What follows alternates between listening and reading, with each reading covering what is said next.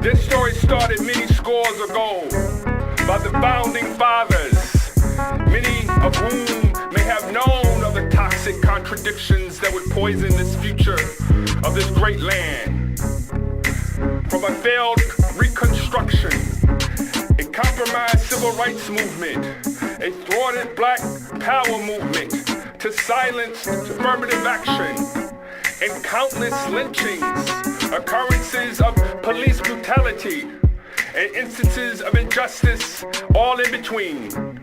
We see the consistent resistance to social respect and justice.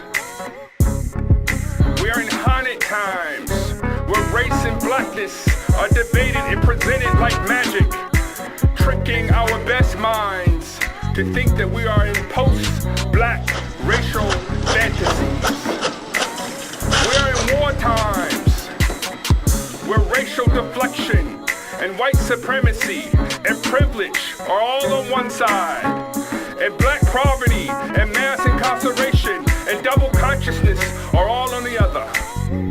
Welcome to the American Civil War II, the war that started way before